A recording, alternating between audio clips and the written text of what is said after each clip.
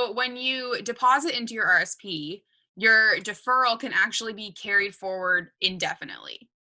And that means that you don't need to take the entire amount that you put in this year and deduct that from your tax. You can kind of do some tax planning around that, right? So, what are your thoughts on that, and how can people kind of use this to their advantage? That's a great point and so important to understand and to plan for. The whole tax act is based on, and taxes that we pay are based on a tiered system. So the more money you make, the more tax that you pay on those higher dollars. Some people feel or understand that, if I go over a certain number, all my money is taxed at that higher rate. That's not the case. It's when you go over certain price points, the dollars above that get taxed at the higher rate. Right. We'll show some examples here. But effectively, what happens is RSPs come off the top. So your highest dollar earned when you claim an RSP, that's where it comes off of, is that highest dollar. So arguably, it makes sense to only bring yourself down to a certain threshold. Tax planning says that if I go over that threshold, a dollar in RSP can save 9 to 10% less than it does over that number, right? So what's the number for 2020? What's one of the tax brackets for 2020, Riley? So federally in 2020, if you are at $48,335, your percentage goes from 20.5 to 26%. Right. So a 5.5% increase federally. And Numbers then, change provincially and they change at a different rate. And so yes.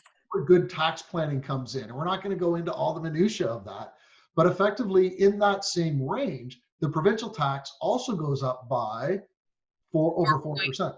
yeah, 4.1%. Yep. So between those two, that's a 9.6% difference.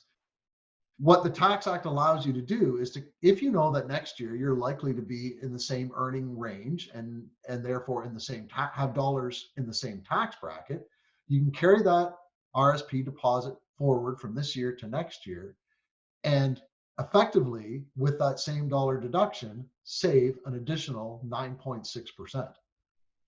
Right. So you might only want to claim down to that next tax bracket. Exactly. Good tax planning would say that if I know that my income is going to consistently be in the same range or growing, why would I use this money to lower my taxes at a lower tax rate? The other part that plays into this is that, again, RSPs are not a tax, they don't get you out of tax, they defer tax. Yeah. So if you buy an RSP now and you save in the low tax bracket, let's say that's 25%. Okay. When I take that money out, I'm going to be paying 25% tax. Hmm. So all I've done is defer my tax bill from today to when I take that money out. Right. Now, don't get me wrong. If I can defer all my bills for like 30 years, I would love to do that. That would be so good, right? Right. So there's value to deferring that tax bill, Hmm. but there's more value to putting the money in and saving if your average tax rate is, say, 35%, Hmm. and taking it out and ultimately paying 20% when you take it out at retirement because you've got a reduced income there.